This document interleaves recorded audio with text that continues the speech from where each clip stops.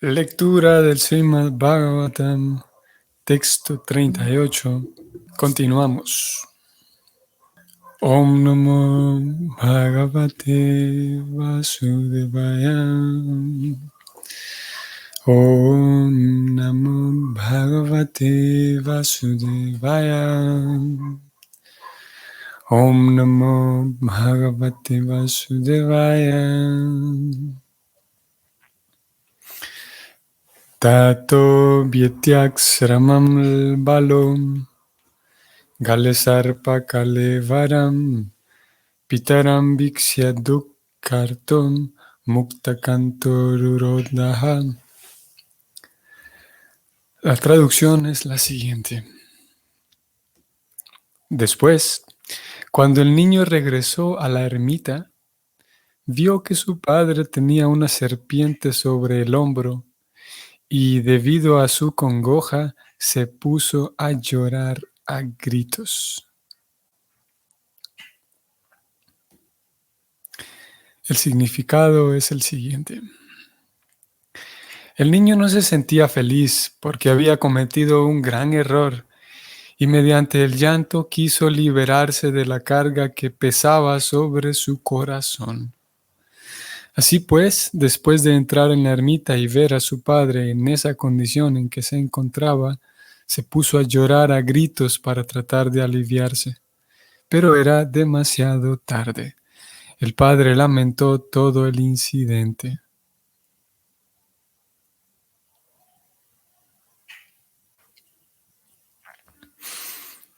Vamos a hacer un breve repaso. Voy a ir aquí al vistazo general del capítulo para que veamos un vistazo hasta llegar al punto en el que nos encontramos hoy. Vamos a ver la reacción del niño hasta este momento. Aquí está desde el 33 al 37. Entonces, bueno, desde el 32. Voy a leer. El sabio tenía un hijo que era muy poderoso, ya que este era el hijo de un brahmana.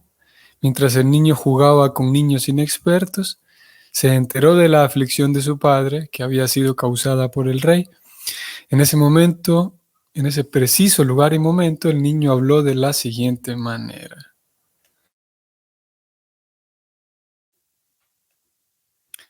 Sringi, el hijo del brahmana, dijo: Oh, tan solo miren los pecados de los gobernantes que, como cuervos y perros guardianes de la puerta, perpetran actos en contra de sus amos, a despecho de los principios que rigen a los sirvientes. A los descendientes de las órdenes monárquicas se los designa ciertamente como perros guardianes y deben mantenerse en la puerta. ¿Con qué derecho pueden los perros entrar en la casa y exigir comer con el amo en el mismo plato? Después de la partida del Señor Sri Krishna, la personalidad de Dios y supremo dirigente de todos, estos arribistas han florecido habiéndose ido nuestro protector. Por consiguiente, yo mismo me ocuparé de este asunto y los castigaré, tan solo sean testigos de mi poder.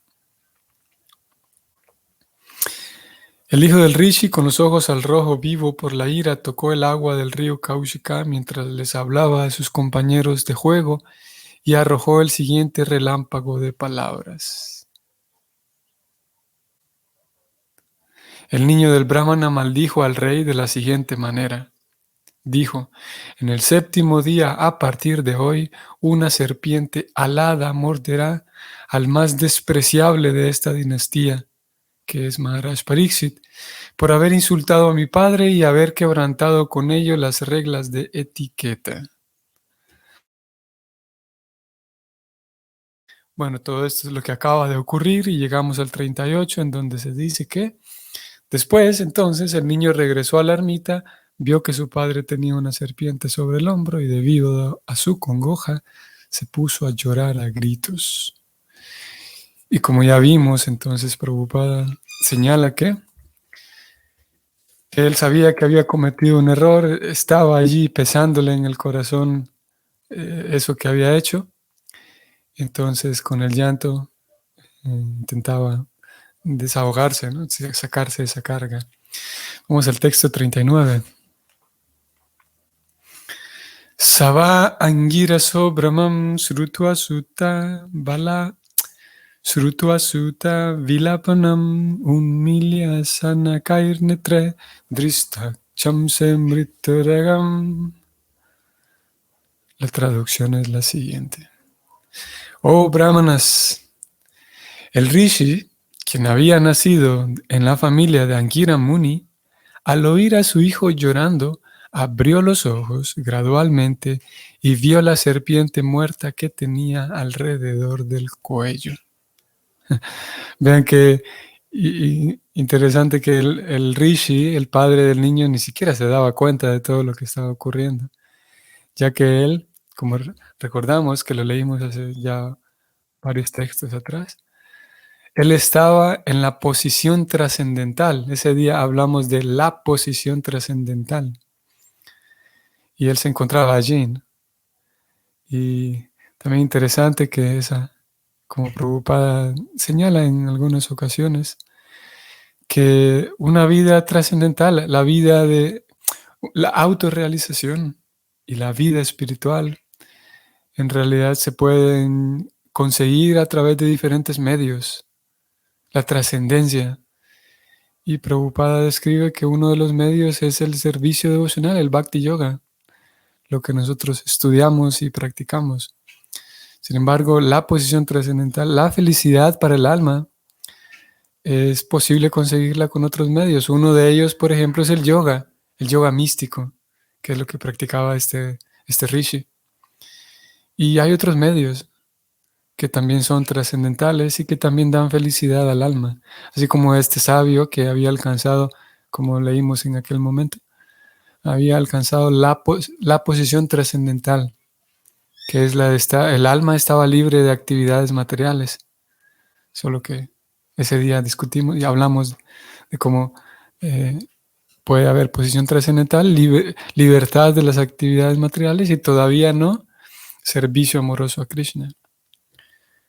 Bueno, lo que quería decir es que quería resaltar aquí es que el sabio, entonces el rishi, que es con el adjetivo con el cual se le ha llamado en todo este relato, el rishi, él ha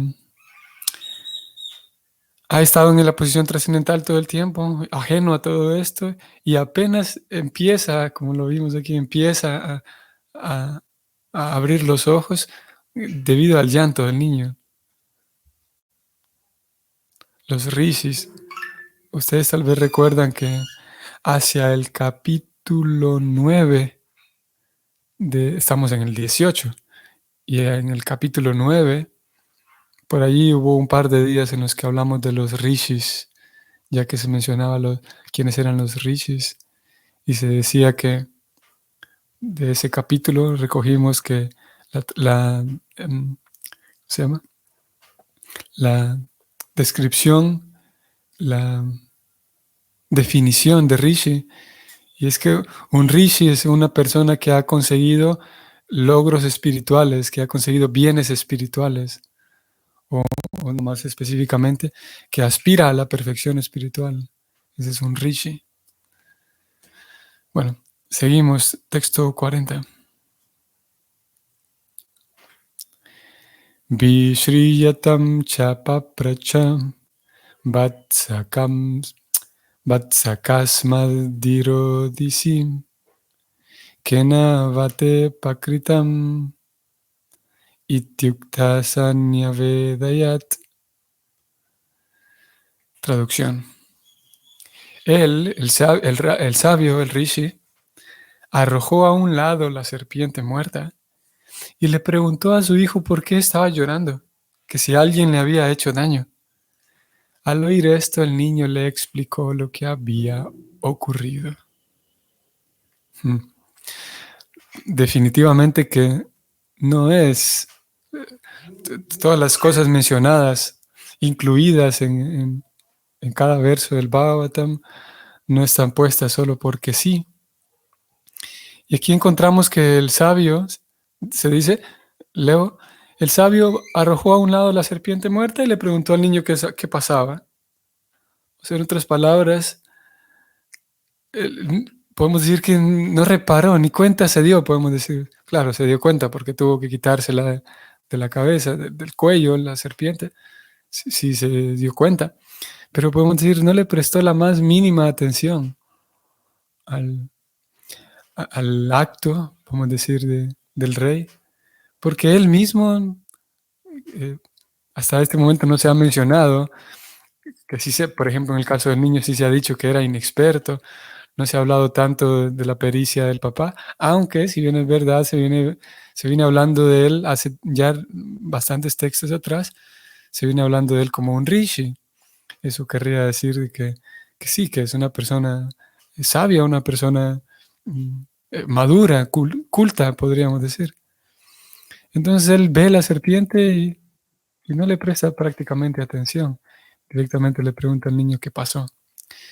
Vamos al significado. El padre no le dio mucha importancia a la serpiente muerta que tenía en el cuello. Él simplemente la arrojó a un lado.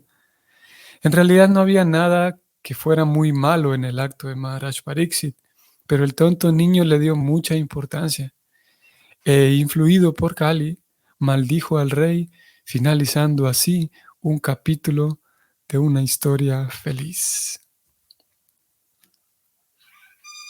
Vamos al siguiente verso. Texto 41.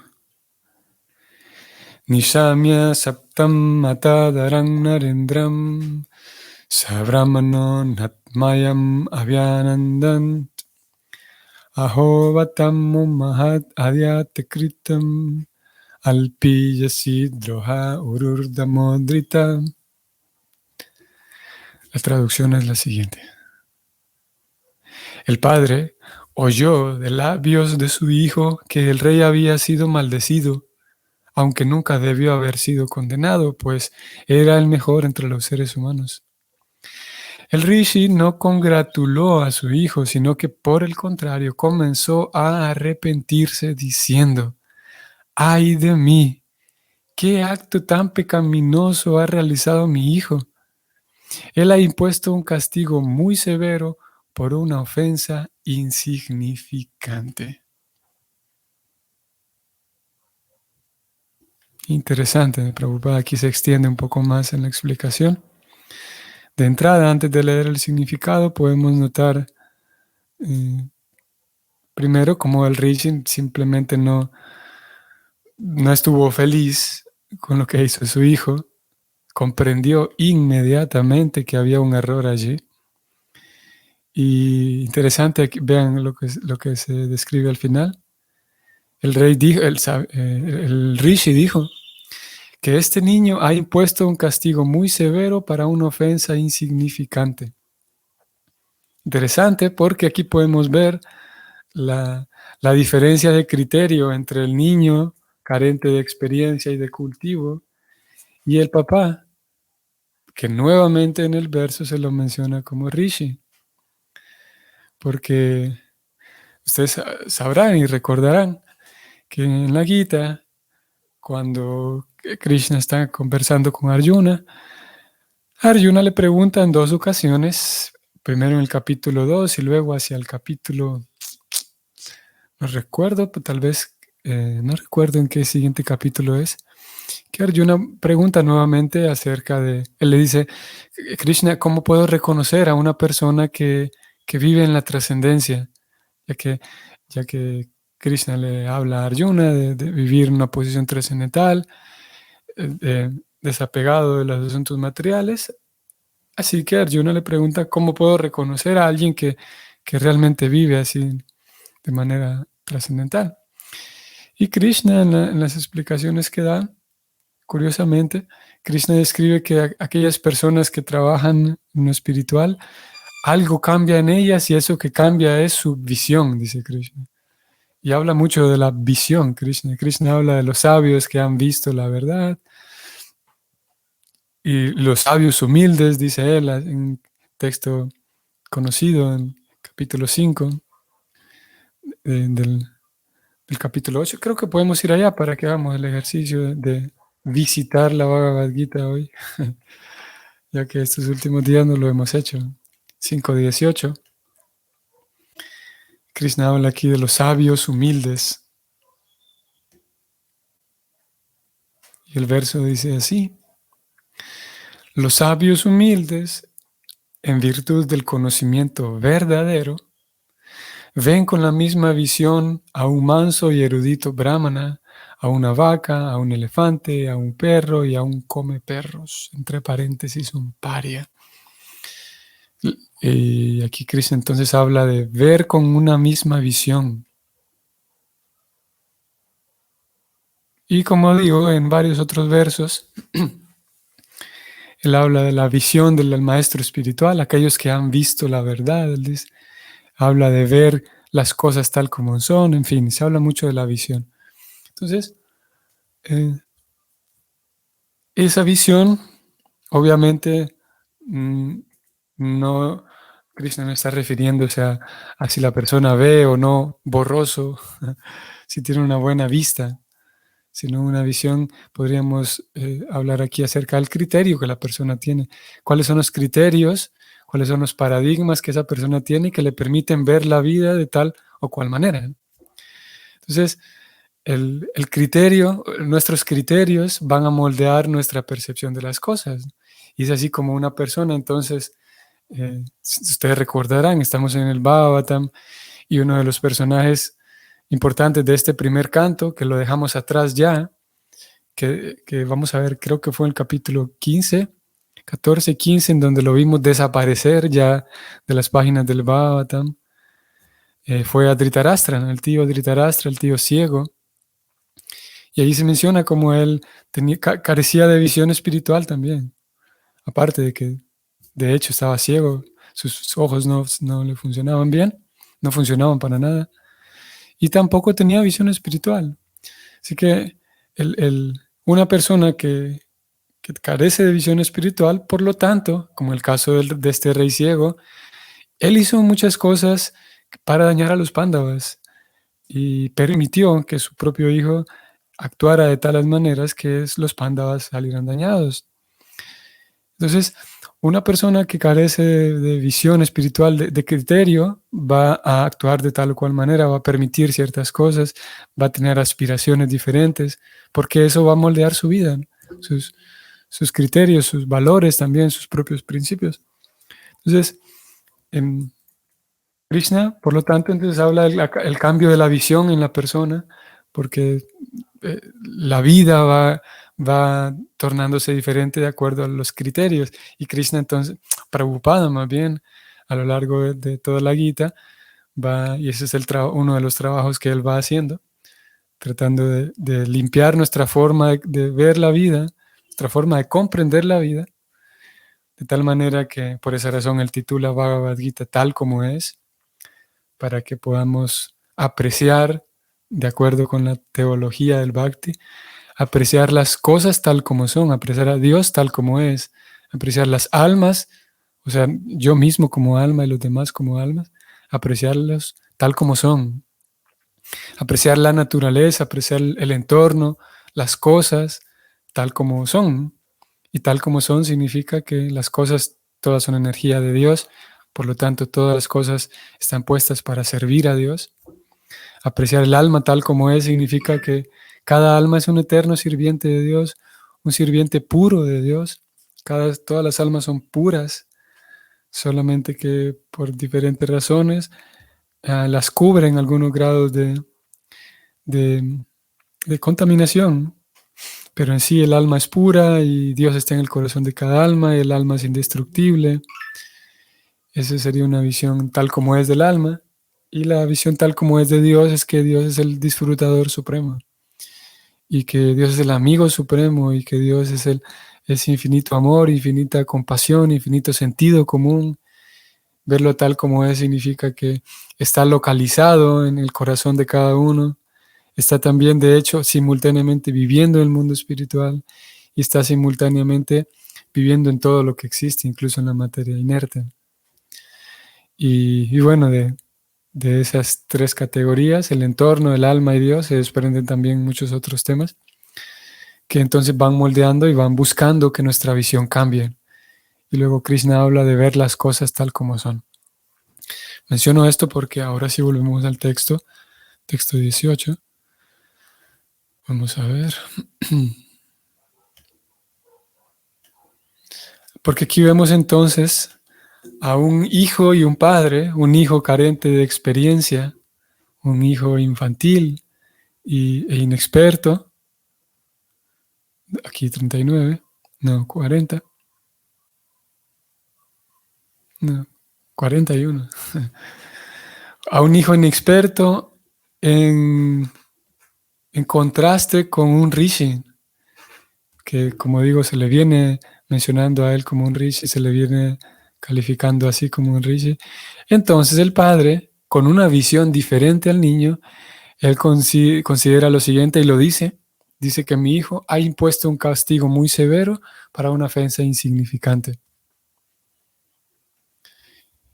Y nosotros, con el cambio de visión, con nuestros paradigmas, como venía diciendo,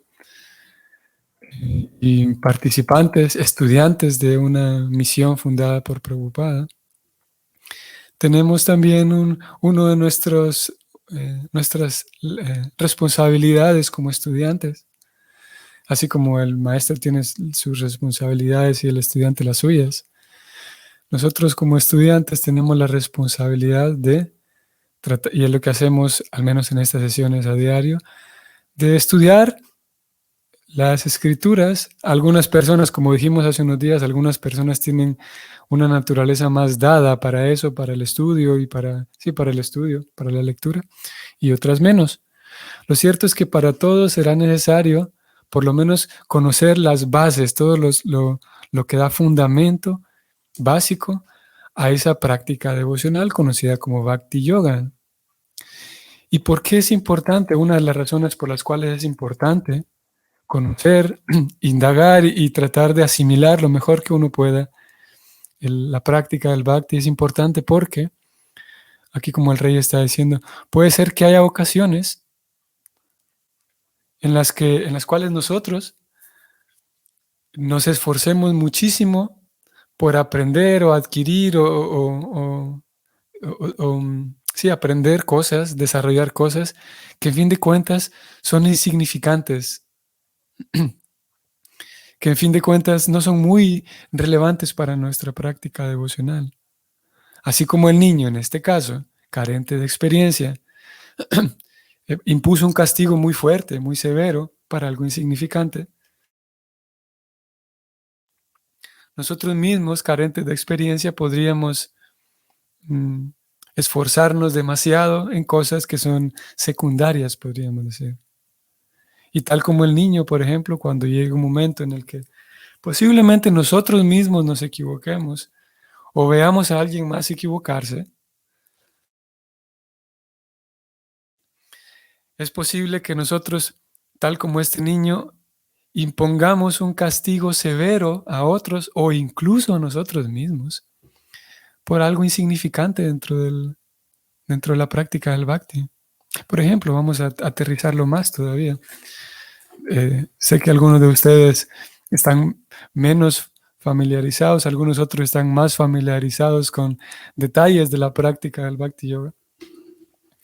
Para quienes están menos, les comento rápido, hay ciertos días especiales, como por ejemplo el día de ayer, en los cuales hay diferentes conmemoraciones, ¿no? Por diferentes, en el caso de ayer, la aparición de Balarama, uno de los aspectos de Krishna, un aspecto del Señor Supremo. Y es común que en estas fechas se hace un ayuno, ¿no? Las escrituras recomiendan para el estudiante diferentes cosas y una de ellas es el ayuno. Entonces, yo podría castigarme a mí mismo, aquí voy a subrayarlo, así como el niño en este caso lo hizo hacia con el rey, pero yo también lo puedo hacer hacia mí mismo, imponerme un castigo muy severo por ejemplo, no ser capaz de observar un ayuno completo en los días de festivos, como ayer. Y la próxima, dentro de 2 semanas también habrá la fiesta muy grande y muy importante de la aparición de Krishna, en el cual se indica que el ayuno debe ser hasta la medianoche. Y Yo podría, sí, imponerme un castigo muy severo porque no soy capaz, o ver a otro que yo lo estoy haciendo, ¿no? Esforzándome mucho por ayunar. Yo podría ver a otra persona, otro devoto que simplemente no ayunó y podría, una de dos, o imponerle un castigo severo, o si no puedo castigar a nadie porque no me corresponde, simplemente, ¿cómo sería la palabra? Como perturbarme, como inquietarme porque véanlo, a él no está haciendo el ayuno. Mírenla a ella, son las 3 de la tarde y comiendo, ¿qué le pasa? Eso sucede. Y es importante, como digo, que es una de las razones por las cuales ustedes sabrán si la Prabhupada pidió tanto a sus discípulos, a sus estudiantes, y este pedido nos incluye a nosotros también. Si nosotros captamos ahí, somos suficientemente, sí, podemos decir, inteligentes o sí, eh, eh, inteligentes, sí. Podremos entender que ese pedido que Prabhupada hizo, si nosotros lo aplicamos, entonces estamos asegurados. ¿Y cuál es el pedido que él hizo? Le pidió a sus discípulos que varias cosas, pero en este contexto les pidió que leyeran sus libros y trataran, no solamente leerlos como, bueno, ya me leí este, ¿cuál sigue? Me leo este otro, ahora este otro. No leerlos como una novela que voy leyéndolo lo más rápido que pueda, sino tratar de asimilar lo que está escrito aquí. Prabhupada decía en algunas ocasiones, tratar de entender todos los temas desde diferentes puntos de vista, él decía. Tratar de asimilar qué significa la modalidad de la bondad, por ejemplo. ¿Qué significa los tres modos de la bondad, pasión e ignorancia? Bueno, hay infinidad de temas que también aparte son geniales, son apasionantes.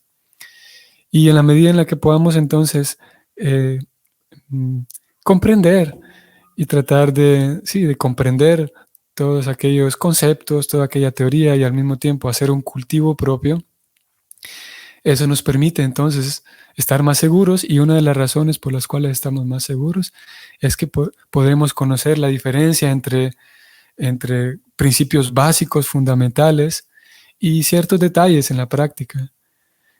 Y podremos entonces reconocer, así como en el caso del Padre en este texto y el Hijo, que el Padre supo comprender que este era un castigo demasiado severo, no concordaba con la ofensa, que era en fin de cuentas, sí una ofensa, pero insignificante. Este punto al que hemos llegado hoy es el mismo, pero opuesto a lo que hemos venido hablando de los brahmanas de formación y el cultivo interno. Porque hemos venido diciendo que uno puede sentirse feliz y sentirse que está avanzando únicamente porque está formándose y dejar de lado el cultivo. Y hoy aquí es prácticamente lo mismo al revés. Es que uno puede castigar a otros o castigarse a uno, pensando que estoy faltando a una gran regla, estoy faltando a algo súper grande, súper problemático. Y es, en el ejemplo que dimos, simplemente un ayuno. Y hay otros ejemplos también. Hay otros ejemplos de la parte práctica, de la ejecución del bhakti, que si nosotros los conocemos, como digo, entonces podremos darle más atención a las cosas que requieren más atención. Pienso que vamos a detenernos aquí, mañana vamos a retroceder, a quedarnos en este mismo texto 41, para que leamos el significado también, ya que hoy lo dejamos por fuera. Y sí, vamos a leerlo mañana. Por hoy vamos a detenernos aquí. Entonces, queridos amigos, queridos Vaishnavas, que sea un bonito fin de semana para ustedes desde hoy viernes. Nos vemos mañana con quienes continúan el sábado y domingo. Y nos vemos el lunes con quienes vienen hasta el lunes. Hare Krishna, saludos.